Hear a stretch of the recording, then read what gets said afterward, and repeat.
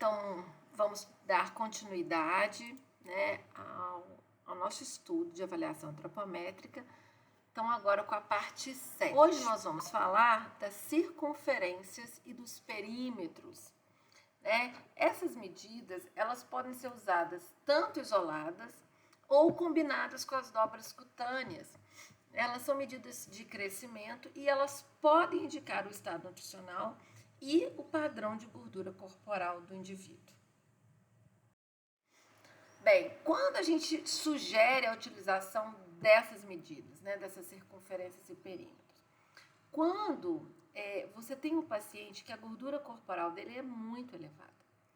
Então, por causa disso, muitas vezes você não consegue nem aferir a quantidade utilizando o plicômetro ou espessímetro, porque elas são muito grandes. Então, normalmente, quando as dobras estão acima de 40 milímetros ou 4 centímetros, né, grande parte dos aparelhos ela não consegue englobar, abarcar toda essa prega. E aí dificulta, então, né, ou impossibilita a aferição. Então, nesses casos desses pacientes, a gente sugere a utilização das circunferências. E a gente também utiliza as circunferências para a gente descobrir o padrão de distribuição regional de gordura corporal. Bem, nós temos 3 tipos principais de distribuição de gordura, tá? O primeiro deles é quando a gente tem um maior acúmulo de gordura na região central do corpo, né? Ou seja, maior quantidade de gordura na região do tronco, principalmente do abdômen, tá? Essa gordura é composta tanto pela gordura subcutânea, que está abaixo da pele, quanto pela gordura visceral. Esse tipo de distribuição de gordura está associada às doenças crônicas não transmissíveis, tá?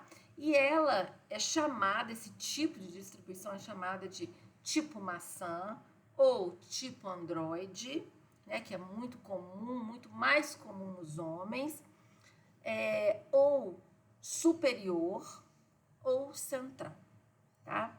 Nós temos também casos onde não há concentração de gordura de forma desigual, encontrando-se a gordura bem distribuída no corpo. Então, às vezes, você não consegue ver no corpo de uma pessoa uma região que tem mais gordura. Então, nesse caso, a gente fala, né, a gente chama esse tipo de distribuição de gordura do tipo intermediário. E o terceiro tipo, onde o maior depósito de gordura apresenta-se nas extremidades, sobretudo na região dos quadris, nos glúteos e na coxa superior, tá? Ela está associada aos riscos de doenças vasculares periféricas. A gente chama esse tipo de distribuição de gordura do tipo pera, ou ginoide, que é muito mais comum nas mulheres, ou ginecoide, ou inferior, ou periférica, ou glúteo femoral. Então, aqui eu trouxe uma imagem, né? Então, de uma mulher que tem distribuição do tipo maçã. Você vê, ó, essa região dos seios e a região aqui do abdômen, ela tá, né? Ela tem maior concentração de gordura, né? E aqui, ó, as pernas e os braços têm menor, tá? Agora, no tipo pera, você vê que essa parte aqui, né, até a cintura é uma parte que a pessoa é mais fininha aqui. Em compensação, aqui nessa região da coxa, e aqui não dá para ver atrás no glúteo, ela tem a maior concentração de gordura.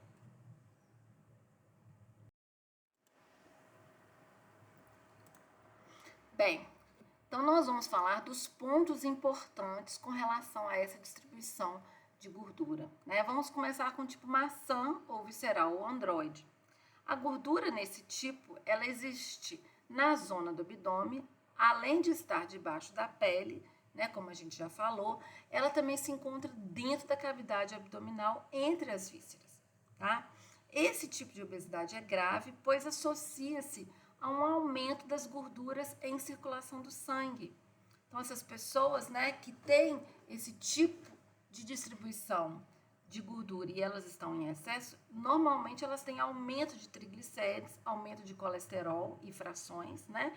Colesterol total e frações, além de outras complicações que estão ligadas a esse tipo de distribuição de gordura, que é o quê?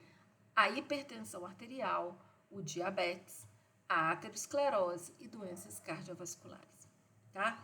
Em 1988, esse autor, Raven, chamou, né, de síndrome X essa associação, tá, entre hipertensão, dislipidemia, obesidade visceral e intolerância à glicose.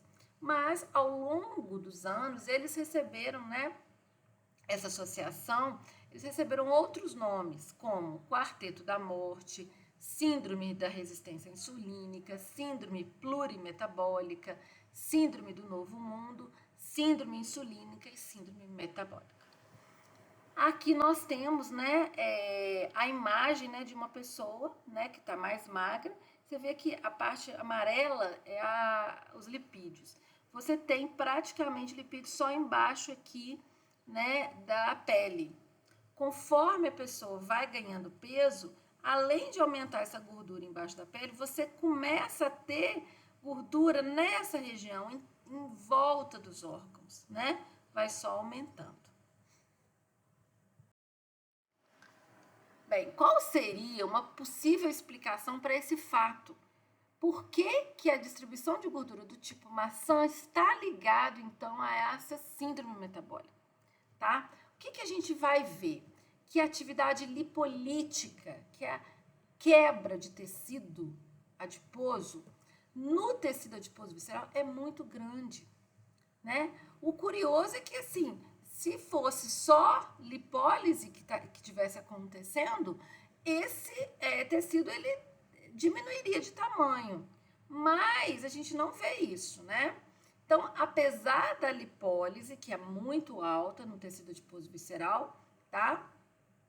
A lipogênese é ainda superior, tá? Por causa da ação do cortisol e da insulina. Alguns estudos mostraram que os triglicerídeos que estão presentes nesse tecido adiposo visceral, eles têm um metabolismo 50 a 100% maior do que o tecido adiposo subcutâneo. Então, essa lipólise é muito ativa e, por isso, há uma liberação inapropriada muito grande de ácidos graxos livres, tá? Desse depósito. E aí elas vão via veia porta e elas chegam ao fígado e, eventualmente, chegam aos músculos. E aí, gente, o que acontece quando existe essa chegada maciça de ácidos graxos livres ao fígado? O que vai acontecer no fígado? Então, acontece várias coisas ao mesmo tempo. Uma delas é o aumento da neoglicogênese. Vocês lembram da neoglicogênese, que é a formação de glicose por outras fontes que não carboidratos? Então, você tem, por causa disso, aumento da glicose plasmática, tá? E um estímulo à secreção de insulina. Ao mesmo tempo, parte desses ácidos graxos livres são reesterificados em triglicéridos no fígado.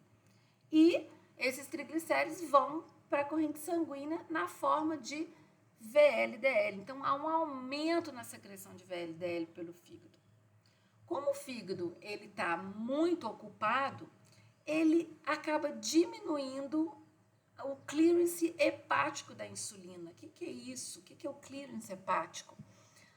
Uma vez que a insulina fez o seu papel, ela tem que ser degradada, metabolizada.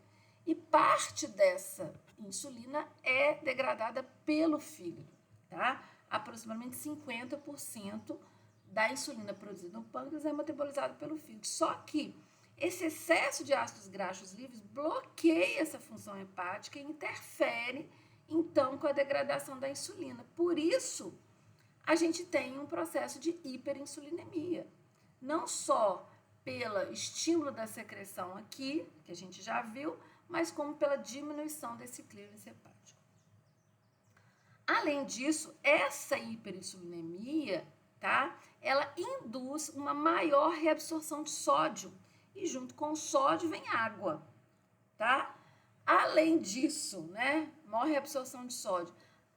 ela estimula também a liberação de interleucinas, fator de crescimento pelo tecido adiposo. E isso faz com que o paciente desenvolva, então, hipertensão, dislipidemia, um estado pró-inflamatório, pró-trombótico e uma disfunção endotelial. Ou seja, o endotélio ele perde aquela capacidade que ele tem, né, de expandir, ele fica mais rígido. A maior parte de ácidos graxos livres também chega no músculo, né? E chegando no músculo, ele gera insulinoresistência. Por quê? Porque ele eleva a concentração de alguns metabólitos, como acil-CoA, fator de necrose tumoral, e esses metabólitos diminuem, então, a ação de insulina pro músculo. Então, gera essa insulinoresistência. Aonde é mais comum encontrar esse tipo de obesidade abdominal visceral? Então, esse estudo ele mostrou que esse tipo de obesidade se desenvolve predominantemente em pessoas com baixo nível de escolaridade, em desempregados, né? Tem maior prevalência em homens e mulheres que têm companheiros e tende a aumentar com a idade, com elevação do peso e em ex-fumantes. Há também uma alta prevalência na população de nipo-brasileiros. Porém, gente, isso aqui é fruto de um estudo, então não são apenas nessas pessoas que a gente encontra, mas é mais fácil encontrar esse tipo de obesidade visceral nessas pessoas. E com relação à distribuição de gordura do tipo pera ou ginoide, a gordura está armazenada debaixo da pele. Então, ela não é uma constituição, uma situação grave no que diz respeito às complicações cardiovasculares e diabetes, ou seja, as doenças crônicas não transmissíveis.